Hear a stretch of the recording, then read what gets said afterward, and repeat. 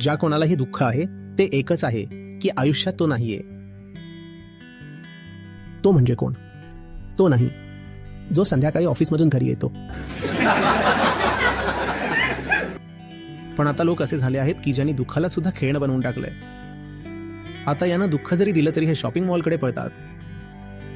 यानं दुःख दिलं की हे इंस्टाग्राम उघडतात.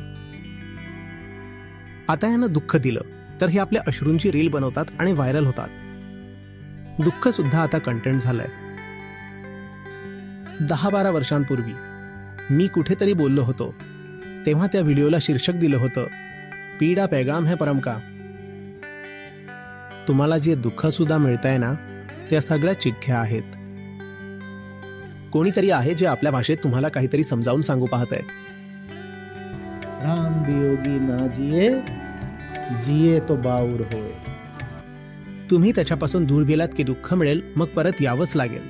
पीडा पैगाम है परम का, जो आपल्याच दुःखाबद्दल असंवेदनशील झाला, जो स्वतःशी इतका बेईमान झाला की ज्यानं हे मान्य करणंच बंद केलं की हो, आयुष्य पूर्णपणे उद्ध्वस्त आहे. त्याला आता श्रीकृष्ण सुद्धा वाचवू शकत नाहीत. कारण अध्यात्माची सुरुवात होण्यासाठी सुद्धा एक अट असते. कोणती? दुःखाचा स्वीकार.